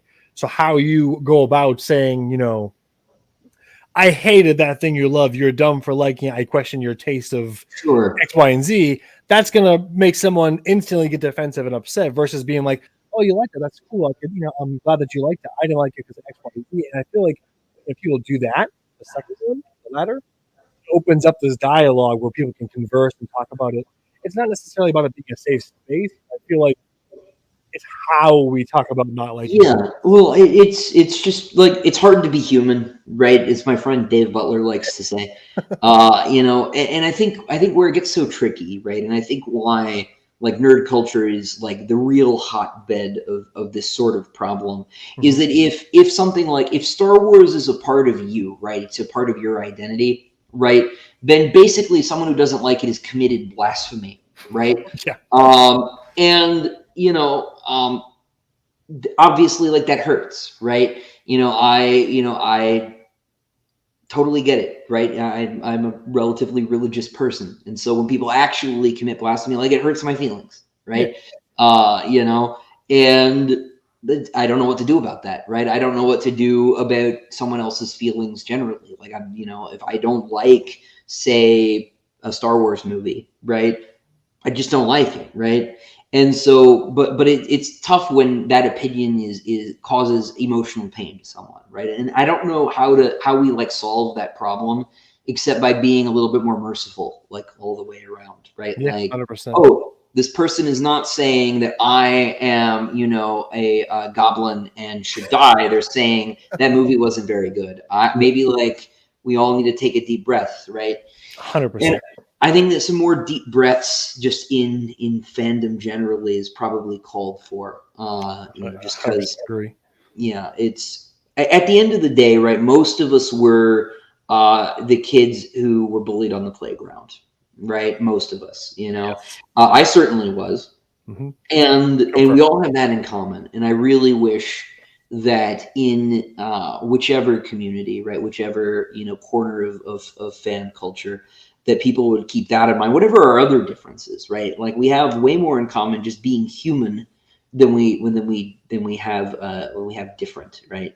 Obviously, like there's some deep cultural differences between different people and parts of the world, but for like most nerds, right? It's not like we're dealing with someone from like 1350 or something like that. We're dealing with people who are pretty similar. Yeah, and a little bit more mercy, I think, is called for, because otherwise none of it's fun. If everyone is scared to say something or ask a question at a science fiction convention, then why go, right? Yeah. And I think it's a poorer world if we can't get back to just arguing over whether or not Goku or Superman would win. I think, yes. I think that more of that and less of you're variously a Stalinist or a Nazi because you like or dislike a certain Star Wars film. For sure. Would be called for, right? Because I don't think Stalinists or Nazis would like Star Wars at all. At all. So agreed. And it's like we have to learn that the best part of that was the conversation, the conversing about Goku and Superman fighting. It was never the end result. We really didn't care about the end result. It was that middle piece that we right. It was the journey, right? Exactly. It's the journey is the worthier part. Yeah, for sure. For sure. I felt that with I had recently got back into D&D from like 2017 onward, and I had been pretty gate kept from it in college because it was like a different crowd of like my nerd circle was infringing on that nerd circle, and it was kind of like Sharks and Jets kind of thing, and it kept me from it. When I got back into it, I went all in. My wife got into it. We play every other Sunday. Like it became a thing for us, and then we got into Critical Role and watching that together, and then as that got more popular, it kind of fell into that mainstream media thing where it's not, I shouldn't say it's mainstream media, but as things get bigger, the noise level increases, and certain people or certain circles tend to be louder and more aggressive about certain things. I felt like for me, like you said earlier, sometimes you got to keep it for yourself. And it's one of the main reasons why I don't do book reviews about books that mean a lot to me, just because I feel like I want to keep some stuff for me. Like this is, for me, it's my favorite thing. I can share it with others that like it too, but I don't need to shout from the mountain that I loved Empire of Silence, although I'm going to anyways. But I appreciate it. Yeah, but I totally get that, right? I think like, for example, right? I love Lord of the Rings, right? I am not going to talk about the show. I've decided.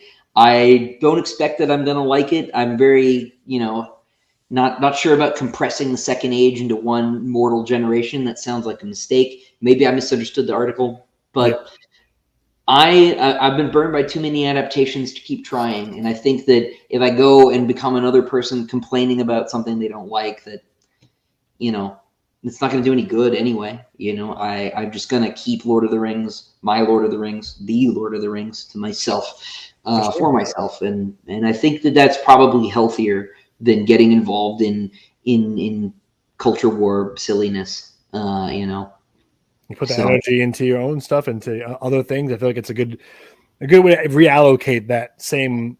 I mean, if half the people I see argue on the internet, if they just took that energy and put it towards whether it be something more productive or positive or their own work, we probably have a lot more Lord of the Rings out there. Well, it's like I said, right? Like I said earlier, right? Like I love Dune. That's some like things that I wish would be different about Dune, but the solution is not to fix Dune. Right? Or to take it from anybody else. It's to say, Frank, that was pretty cool, man, but like watch this, right? And I think that that's the right instinct. I'm not trying to pat myself on the back or anything, but I think it's certainly healthier than thanks. Than just complaining. Although we lucked out because the movie was pretty solid on that one. So yes, I think we lucked out with Denis, I think, being a fan, and sometimes it doesn't always work out when the fan creates a thing, but just knowing that he walked around with a copy of Dune on set and would just be, they'd be defaulting to the book when they weren't sure about stuff, which is really cool. And I'm very excited for the part 2 to see how they condense a lot of information into one act. But I feel like it can be done. If anybody can do it, it's going to be him. So I'm excited about that. Yeah, me too. Yeah. So, in conclusion here, talking about the Sun Eater and your work, of course, we've talked about inspiration. We've talked about different habits of writing and what led you to this point in both your personal life and your professional life, which is amazing.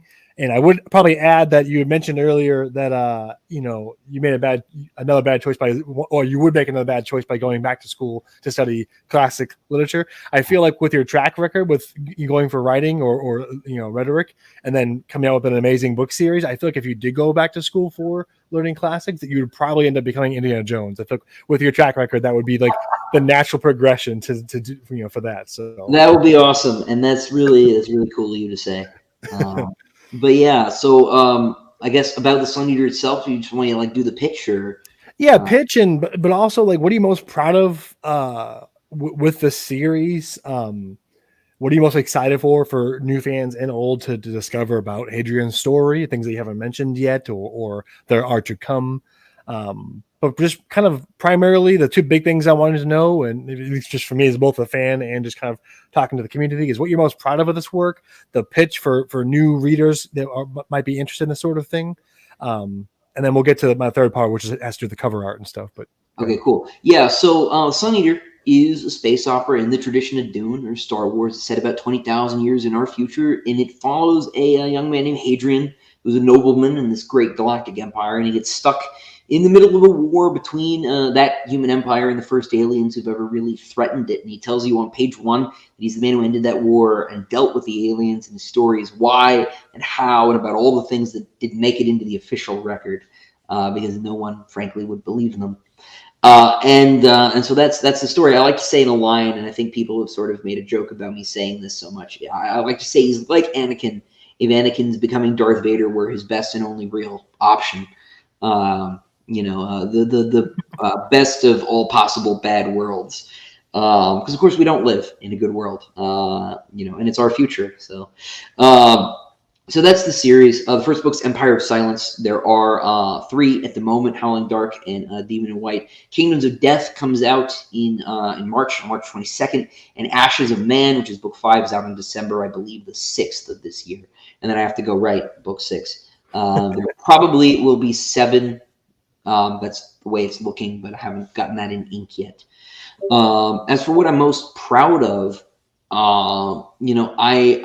besides having just done it generally, I think proudest of really every time someone messages me and says it's helped them in some way, whether that's inspired them to write or, help them get through a difficult time.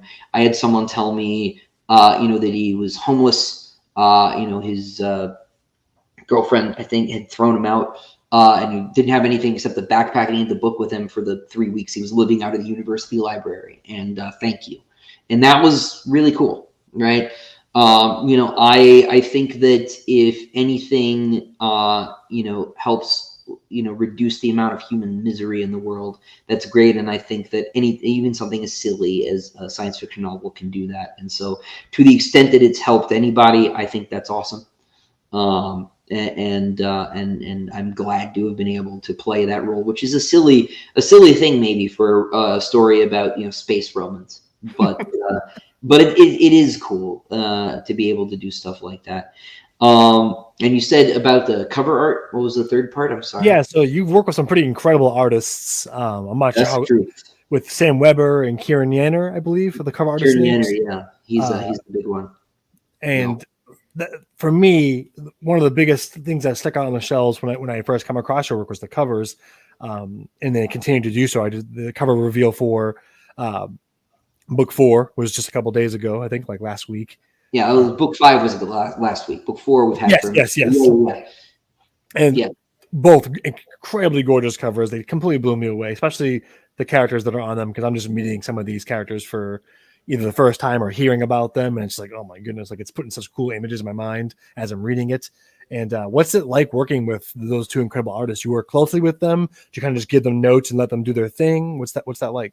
I've been very lucky in that I have gotten, particularly with Kieran, to do a lot of relatively close work. Usually authors are left out of the cover design process because it's not their business. It's really, covers are a marketing thing. And Daw has been, in particular, very gracious in including me in that process. And I think it's been to the benefit of things, because I think I'm actually relatively good at art direction, having worked at a publisher. And I knew what I wanted. I knew I didn't want another cover with a spaceship on it because people don't relate to spaceships; they relate to people. And science fiction tends not to put people on covers, and so I didn't want to do that. And I was more interested in seeing my characters selfishly anyway. And so Sam did the first cover. I wanted to work with him because he had done the Dune Folio edition, and he's a brilliant artist. And it was just another, link to sort of, connect me back to for Dune, sure. right? And so we did the first cover, went back and forth. Mostly that was all him. I gave him every time. It was all him. He did the painting, but my involvement was very marginal. I would do a description basically, and then he would send something back, and I'd say maybe change the helmet a little bit, right? He gave me like 4 different sketches, or rather, he gave my publisher who gave me 4 different sketches. We picked the one that turned into that, and I talked about how the armor should look, and he added some other elements like the hand holding the blade was all him. Thought he needed something evocative to sort of keep it from being just too typical. And so we went back and forth on helmet design and stuff. And then we switched to Kieran with book 2 because Sam was off doing the folio for Book of the New Sun. So he did both of my favorite series that are not Lord of the Rings, which was awesome. And I actually own that folio set. It's amazing. Really, really great. It's on my list. But we got Kieran instead. I think Kieran's like art director for Wizards of the Coast now or something. He's got some cool job over there. And same basic process. I'll write a letter. Usually I'll talk to my publisher, be like, okay, I've got 3 things that could work on this cover. Which one do you want? And they'll say, option B, and I'll write a, detailed description. I'll clip bits from the book and send it to Kieran. And Kieran, God bless him, has knocked it out of the park every single time. I think I've the extent of my notes on a Kieran cover have ever been slightly darken that character's hair, right? It. It's just been exactly what I was picturing every single time. I did sketch a Cielson head shape for book 4, where the horns go, because that's a really hard thing to describe. And I know I'm a writer, but getting the exact orientation of something like that right, let me just draw this. So I did send him that, but he's amazing. I should be working on a cover with him for another one of the limited editions we've been doing in another month. And I'm getting art is my favorite part of the job. It's just cool when somebody hands you a piece of your own idea back. It's just weird. And so, getting, especially when they're this good, getting new art is amazing. And so it's just been a blast. I wish I had 30 books so that I could have more covers. This is a good part about the books being split, because book 4, what is now books 4 and 5 was originally one book. Mm-hmm. And I got an extra cover out of the bargain. So that's awesome. I think you had mentioned on the stream too, 2 streams ago, you had said that working with these, those amazing cover artists is like having someone handing your memories back to you, because you're exactly. Which is so cool to think about, because I imagine there's a percentage of authors out there that get the cover back and they're just there's that little gut feeling thank you, this is great, this is amazing, even if it is great and amazing, but then there's that's not quite how I saw that character, or how I saw this scene, or this thing represent, this memory. That's why publishers usually don't let them in the process. Yeah, because then we'll never get the cover done, and the author, the artist will jump out a window, and you can't have it. So, when I worked for Baen, the authors were gifted their covers at the end of the process. Yeah. And and they were happy to receive them, right? Sure. And that's the more typical way it's done, right? But it's been really cool to have had an opportunity to be in it. And maybe it wouldn't work for every author, right? Maybe some authors would get in the way more than not. But I think I've been a helpful part of the process. And to get to work with with Sam and Kieran has been awesome. They're both tremendous artists. And it was really cool too, because Kieran did a cover for an anthology when I was still working at Baen about time travel stories, and he knew the different kinds of Roman helmets, and just oh my guy, we I got you. with Gallic H, please. So that was really cool. I love that. I feel spoiled because I'm coming into. They've been on my radar for a while. I told myself I didn't want to start any big sci-fi until I finished the original Dunes, which I did at the end of last year. That was just my weird, I want to make sure before I start anything else big, I start here. And now I'm coming into Sun Eater and I have all these gorgeous covers to look at. I can see a Cielson now. Like I'm like, ooh, I can use that as reference in my brain when I'm reading. So there's a lot of cool benefits, I guess, of finding it later. But I do wish I had started and found. I would have loved to have read Empire of Silence when it first came out. I am on Book Outlet every day, just waiting to click the add to cart button when the hardcover goes on sale for Empire of Silence, just kind of waiting for their limited stock so I can have my matching set for book one. Yeah, no, I wish, because some people probably ask. Also, let me explain while we're right here at the end. The hardcover for book one is not in print anymore. There was one printing, about 5,000 copies, and my publisher just isn't willing to pull the trigger on a second printing right now. It's hard in publishing, right? Because you can't just print, like, we're sure like 500 people would buy them for sure, right? For sure. But you need to print like 5,000, right? And it's unclear that those would sell fast enough to justify renting warehouse space and things like that. So I'm hopeful that it'll change. We might get a trade paperback in the next year or so. But, I'm sorry to everybody who's looking for hardcovers. I get messages like 3 times a day. I bet. Yeah. So I've been saving them, so keep sending them because I'm using them to make a point here. But for sure. But yeah, I am sorry they're so hard to find. One of the Q&A questions I'm going to ask in a second. One of my members from my community, he got a hardcover copy, and we're all like, "That's so cool, man! So where do you live? Yeah, just want to come. Just curious. Where's your address? Like, just trying to figure out where he lives. We can just jump him. No reason. No reason at all. It's gonna take it from you in Minecraft. Exactly. Yeah. That's what it goes. Yeah. I love that. So, thank you so much for your evening tonight, just talking about books and your work and writing selfishly as an aspiring writer, someone who went to school for it and is trying really hard to find the balance of reading and making video content, but also like really just feeling like it's time for me to write. And I found myself in a rut for a while, and kind of it's funny you mentioned that earlier. Like coming across Sun Eater has like relit this like energy in me, this kinetic field around me to like want to write again. And so we'll do it. Yeah. And thank you for your time as always. I do want to real quick here at the end kind of go through some Q&A questions, specifically ones that are from my patrons from Wicked Good Books. And of course, thank you guys and all my subscribers on YouTube and all my patrons in the Wicked Good Books library. It's because of you guys that we can do cool stuff like this, and I get to hang out and learn some pretty cool tricks of the trade about writing and also talk about fandoms and amazing books with Christopher Ruocchio. So thank you guys. And we got from Nima, and this is, I'm going to read it all as quotes, as exactly how they wrote them. Huge fan. My question would be, how long have you had Hadrian's story in mind, and how long did it take for those ideas to become realized enough that they convinced you to begin writing a story? We talked a little bit about this way back at the beginning, right? Yep. I've been working on some version of this story since I was a kid. I think Hadrian became Hadrian sometime in high school. Mm-hmm. And it shifted from being a fantasy story to being science fiction. And it took a little while for the rest of it to get there. Like Hadrian is older than the Solid Empire in terms of writing, right? There was multiple point of view characters originally. It was third person. It was written more like Game of Thrones is. But it was sometime in high school that change really kicked in. And so, I won't rehash what I said earlier, but that was really when Hadrian became Hadrian, I think, was maybe around 10th grade. And kind of building off that, because I think that the first two questions here we kind of covered in the early part of the interview. When did you decide, or did you always have it in mind for it to be a first-person narrative, or versus the third person or second person? First person, I think it made that change sometime in college. It was pretty late.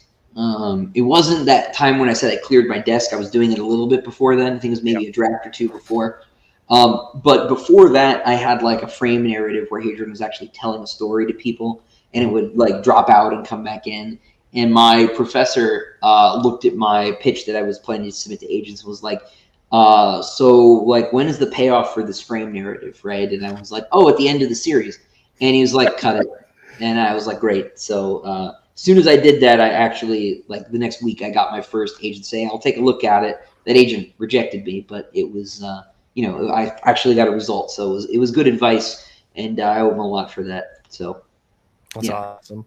That's something I was curious about, because I've been loving the way the narrative device that you're using for it is working with the story, and I wasn't sure when in the process that came. So that's pretty cool to hear. Yeah. Pretty late. So from Kat, she says, kind of hopping off of this, a series is conceived as a record of Hadrian's personal history, written at an older age. Is it safe to consider old Hadrian an honest and reliable narrator, or should we take his account of these historical events with a grain of salt? Now, I understand if you can't give too much away, because I can't say too much, right? But I will say this: Hadrian is human, and some of his memories are perfect, but not all of them are. And I don't think that Hadrian is malicious. I don't think he's lying, to deceive you. But there are things he doesn't understand. He doesn't understand what other people are feeling necessarily. If you've read The Lesser Devil, we get a look at Crispin in his own terms. And Crispin is not who Hadrian thought he was. Mm-hmm. He might have been more like that when he was a kid, but people, grow up and change, and a lot of Crispin's feelings were not what Hadrian thought they were. And there's a lot of that, I think. I started working on a couple of years ago a Valka novella, and I had to stop because I hadn't considered their relationship from her feelings, right? Like how she felt about him and what he looked like to her. Because it wasn't really necessary when I was writing inside of his head. And I needed to stop and really think about that. And I do plan on finishing that story eventually, but it's something that needs... this was really before I was outlining on the level I am now, too. So it's something I need to go back and really take a crack at. But I suspect that most of Hadrian's unreliableness is simply due to his human limitations, and not down to any malice. There are, of course, just to get the spike in here at the end, there are, of course, some exceptions to that. And I leave what those incidents may be up to your determination. But broadly, I trust him. He lies less than people believe. I like that. So she also says, the books follow characters whose lifespans are measured in hundreds of years, who lived through some traumatic and world-defining events. How do you, as the author, go about making sure that your characters are still recognizable to the reader while they're growing and changing as a result of the things they're going through in their naturally prolonged lives? I think part of it is the time skips, right? There are some pretty big ones between each of the books. And that sort of, I think about each book as being complete. I made fun of Aristotle's Poetics a little bit earlier, but I actually think it's very, very useful. And one of the most useful things about it are the unities, right? He talks about unity of time and unity of action and unity of place and things like that. He's talking about stage plays, right? So he's saying like the whole play should take place in one place or as few places as possible, right? And it should take place over the shortest amount of time possible. That's unity of time. And unity of action is like, all the events should connect and things like that, right? And so each book I think about, even though it's part of one big series and there's like huge skips in between books, and even within books, later on as we start to fly a bit more, I do tend to think of each one as being narratively complete in and of itself, right? There is a beginning and an end to Demon in White, right? And within the context of that story, each character has an emotional arc that completes, regardless of how long or how straight the timeline is in that window. And so when we meet Hadrian at the beginning of book 3, he's Hadrian, but he's a new Hadrian. He's a new character. And I kind of think about each of the characters, and Hadrian most especially, as being a new character each time I start a book. He's in a new place. He's a different age. He's got different feelings and struggles and problems. And that only becomes more true as the series goes on. So yeah, that's the easiest trick I use. I love that. So one of our last part of her questions, and she had like a bunch of them, so I had to like condense them down to a few, but they're really great. So I'm like, cut that one though. This is really good. There's a pretty big time jump between each installment of the series. How do you decide which parts of Hadrian's life story to skip over and which to include in the books? So mostly I decide how long the skips are going to be first. But I know I always want them there so that I can go back if I want to and backfill stories, either from his point of view or from somebody else's. I love that. And I learned to do this because I watched Doctor Who, right? And of course, in Doctor Who, the main character, changes actors every few years, and this makes bringing them back for crossover episodes very tricky because they age and they gain weight and they lose hair and all sorts of things. And so it's impossible if the last time we saw a previous, doctor, he was, 30 years old or whatever, right? To really bring one back when they're, 60, 70 years old. And so there are a couple of ways you can get around this, but with the 11th Doctor, Matt Smith, he aged all the way to being ancient in his last episode. They worked in a bunch of time skips in that episode, and I looked at that and I was like, they're planning on finding a way to bring him back if they ever need to at whatever age Matt Smith is. Yeah. Well done, guys. I see what you're doing. Because he showed up kind of middle-aged, and then he was really old. He was really, really old. He chose the wrong Grail in Indiana Jones old. Yeah. And I was like, I see what you're doing. And so I, from this and from looking at Star Wars, right, and the way there's skips between those movies, which of course have been filled with way too much story to fit in the 3 years between episodes 4 and 5, but I digress. I was like, oh, look, we can, if we ever want to really franchise build, I need some time here so I can pick up these old characters if I want to, whatever. And that way, every time I allude to an event like Pharos, for instance, or the pirates at Nagapur or whatever, then people will be like, what is that about? And every one of those things becomes a noodle incident, from from Calvin and Hobbes. And some of them I never want to explain, right? And some of them might be a novel. They might be a novella. They might be a short story. The Pirates was a short story. Pharos, if it's going to be anything, needs multiple points of view. And so that's why it couldn't be in the story, because the version of it that you'd get from just Hadrian would be incomplete. And so there are a lot of events that get skipped for that reason. There's a pretty significant one that gets skipped in the middle of Demon in White that people keep asking me about. And I'm never, ever telling that story because it's way better if I don't. Yeah. Sometimes that happens. It allows the reader to kind of create their own, either their own narrative or what they hope would happen, and then or just keep it the wonder of it all. Even in Howling Dark, right out the gate, Switch woke up a few weeks, I think almost a month before Hadrian. And I'm like, Switch could have had a whole little mini adventure for himself, even if it was something as simple as just conversing with other members of the ship. There's a whole little mini short story in there somewhere. Little things like that allow you to kind of, speculate. And the useful, helpful thing here too, right, is that it makes it actually a lot easier to keep track of things because I don't have to. How many months older is this character? 17, 36. I don't know. Doesn't matter anymore. Doesn't matter anymore. Cryogenic sleep. They were frozen a lot. That's why this character's not dead for sure. And that allows for a lot of convenience, right? In a way that's diegetic and believable, which is really useful. So, yeah. So, last question from my Ecobooks community. I wouldn't say it's an easy one, but I like this one. It's topical, and I laugh when I read it out loud. It's from Kyle from the channel Read by Kyle on YouTube. He's a member of my community as well. He said, my question, Mr. Rocchio, is officially, do you play StarCraft, and was that an influence? I do not, actually. So I am sorry, Kyle. That was one I never got into. I'm not a big RTS guy. Mm-hmm. I find that I do not click fast enough to be competitive. Yeah. I have a friend, actually, the guy that Gibson is named after is really, really good at Age of Empires 2, and I will not play with him because I cannot click that fast. And so StarCraft was I was iced out of StarCraft by not having the right skill set. So I love that. I've played StarCraft, the most recent one, really enjoyed it, but I can't play it. I can't compete because I'm just not. My anxiety is like, wait, is it the right move? And I'm dead, and my bases are gone. So then you're gone. It's too fast. I'm a little worried. The Dune strategy game is semi-real time, and I'm like, I'm going to lose. It's going to be a really bad time. The one real-time strategy game I've ever played successfully was Lego Rock Raiders, and which was awesome, by the way. But that's the level I need for freaking RTSs. It's just not a genre that I could play very well. Some people are good at platformers. That would be me. But and aren't good at other things. It's true. Yeah. So everyone's got their own version of Dark Souls, right?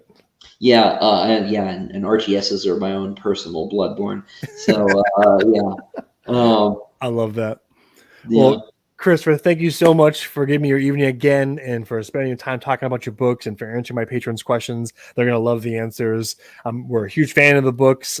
Thank you for being here. I hope I can somehow convince you to come back and discuss just Howling Dark with me, because I know I can already feel it. That's going to be a favorite.